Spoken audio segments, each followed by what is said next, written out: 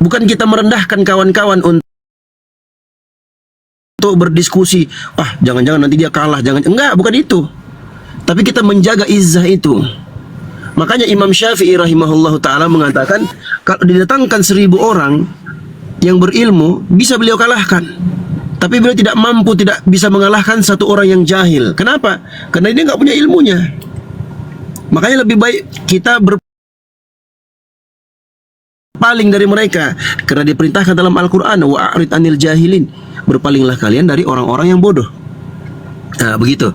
Jadi sekali lagi saya tekankan, ini bukan untuk merendahkan atau memojokkan siapapun. Terimalah itu sebagai nasihat.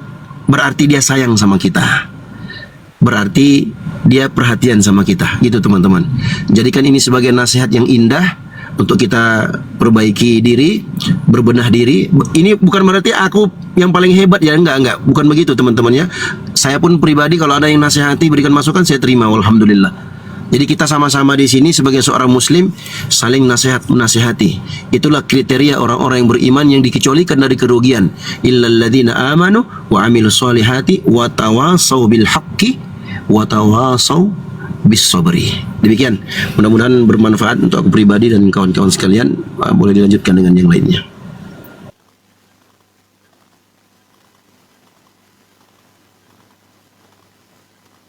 Oke. Assalamualaikum, Abang Yonatan Nandar. Kang udah sondi dulu.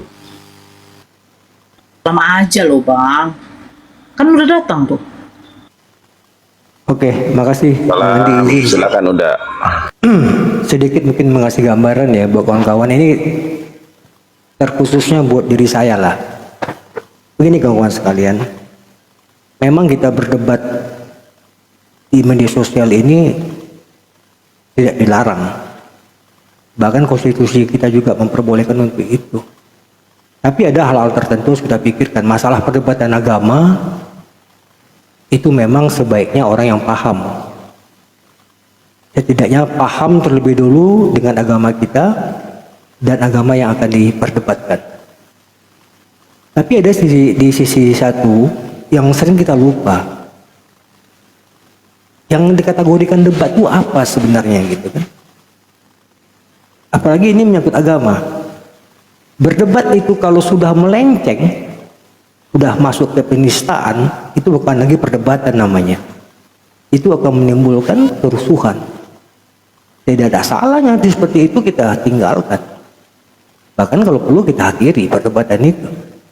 Karena yang dipastikan tidak akan ada edukasi. Padahal tujuan oleh negara itu diperbolehkan berdebat itu adalah untuk memberikan edukasi kepada penonton.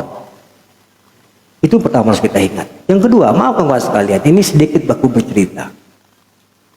Ini mungkin saya bercerita diri saya lah ya. Saya mengenal dunia debat ini khususnya di media sosial ini udah cukup lama, dari Zoom. Ya. Tapi kenapa saya nggak tampil sebagai seorang apologet, tampil sebagai seorang yang bisa berdebat seperti Guru Najuma? Apakah saya nggak bisa? Sangat bisa, saya katakan. Sangat amat bisa. Kenapa? Maaf. Saya 15 tahun di DPRD. DPRD itu adalah dunia debat. Dunia debat nyata lagi. Bahkan melempar aqua, melempar kursi, dan sebagainya. Itu pernah kita lakukan. Bukan dunia debat hanya di dunia maya, ya, bukan di media sosial. Di dunia nyata kita berdebat. Tapi kenapa saya nggak mau tampil di apologet? Karena saya sadar, saya dipakai ilmu. Saya tidak banyak menguasai Al-Quran. Saya tidak paham tentang Bible. Maka saya nggak mau maju. Saya nggak mau maju tampil.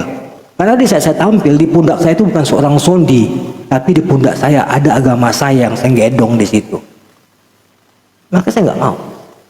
Lalu tujuan kita berdakwah itu bukan hanya harus tampil sebagai seorang debater, tidak seperti itu. Jadi ini kepada siapapun juga, ya mungkin kepada Dinda Ibes, ya kepada Ustadz Yusuf, ya silakan Anda berdebat. Kalau perdebatan itu masih bisa dalam koridor yang sebenarnya. Tapi kalau perdebatan itu sudah melenceng, putuskan. Makanya sangat sepakat saya. Kalau kita berdebat sama penghujat, buat apa? Tidak ada untungnya.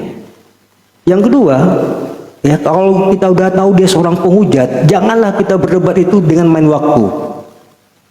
Kita sering kena di situ. Di saat main waktu, kita seakan-akan memberi kesempatan sama dia sekitar 5 menit untuk mengeluarkan semua unek-unek dia menghantam agama kita. Sementara kita sudah terikat di situ tentang aturan main. TikTokan saja gitu loh. Ya, walaupun itu main waktu, di saat dia melenceng, kita punya hak kok. Kita melanggar kesepakatan itu. Kalau itu udah melenceng, karena sekali lagi ini menyangkut agama. Dan saya demi Allah, demi Rasulullah, saya nggak rela, saya nggak ikhlas kalau ada yang membawa nama saya sebagai dua perdebatan tapi nggak bisa mempertanggungjawabkanku sampai hari kiamat. Saya tidak akan rela. Karena antum berdebat itu bukan atas nama antum sendiri, termasuk nama saya juga dibawa situ sebagai umat Islam. Tidak akan rela. Bahkan boleh dicatat malam ini Gurunda, kawan-kawan sekalian, kalau ada pedebat Islam yang membiarkan orang hujat dan dikasih waktu, demi Allah saya akan tuntut di pengadilan. Buktikan kalau tidak percaya. Itu sumpah saya. Karena antum sudah membawa akidah kita. Ya. Menafsirkan Al-Quran itu bukannya gimana? Orang ini kadang-kadang menafsirkan karena udah bisa. Ingat, menafsirkan Al-Quran itu dalam ilmu kita adalah harus menguasai minimal 15 ilmu. Baru dia bisa menafsirkan Al-Quran. 15 ilmu. Dan saya pribadi saya nggak sanggup. Jangankan 15 ilmu, 2 ilmu pun saya nggak sanggup. Ini enak-enak saja orang menafsirkan Al-Quran kita. Udah membaca Al-Quran nggak bisa, dia tafsir dan kita biarkan itu gitu loh. Saya maaf kawan-kawan, saya selama ini mungkin orang yang jarang naik ke Komal. Tapi di satu titik saya pasti akan naik. Kalau itu bagi saya sudah di ambang batas. Ya. Jadi ini buat kawan-kawan sekalian juga, mungkin buat saya pribadi juga, sekali lagi, ayo silakan antum berdebat. Tetapi pergunakanlah perdebatan itu kalau dia sudah menghantam, sudah menghujat, dikit. Dan ini sudah berapa kali kita ulang sampaikan. Perdebat-perdebat poten yang selama ini penghujat itu kita sudah selalu kita sampaikan. Ini orangnya, ini orangnya. Kenapa harus kita tak naikkan itu? Apa yang kita kejar sebenarnya? Mohon maaf, poin. Gak menafik kita di situ. Tapi antum rela, antum banyak dapat poin, tetapi agama kita dinista. Ya Allah ya Rabbi. Ketenaran nggak di sini saja kita dapat. Ya, banyak kisah-kisah sahabat Rasulullah. Uwais misalnya, Uwais itu tidak kenal di bumi, tapi terkenal di langit. Nggak perlu kita dikenal di bumi ini. Kalau itu yang kita cari misalnya, nggak perlu. Sahabat Rasulullah sudah memberi contoh. Uwais tidak pernah dikenal orang di bumi, tapi sangat terkenal di langit. Berarti itu tujuan kita itu adalah berdakwah mencari ridho Allah. Jadi sekali lagi ini kawan-kawan sekalian, saya minta kepada para apologet, kalau antum minim ilmu, jangan pernah membawa nama Islam di pundak antum untuk melakukan perdebatan. Ya, ini saya sumpah lillahi ta'ala, kalau ada apologet Islam yang berdebat tidak menguasai ilmu Islam, menguasai ilmu yang bersebelahan, kalau dia dihujat dan dia diam, demi Allah saya akan tuntut antum. Sumpah akan saya lakukan itu. Kalau nggak percaya buktikan, saya akan kejar.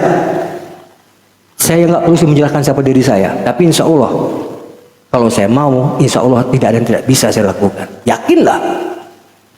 Dia selama ini nggak pernah ngomong kan. Suatu saat nanti namakan, suatu saat nanti yang nggak lama lagi lah, 1 bulan lagi antum akan tahu apa kejadian. Lihat aja nanti 1 bulan ke depan.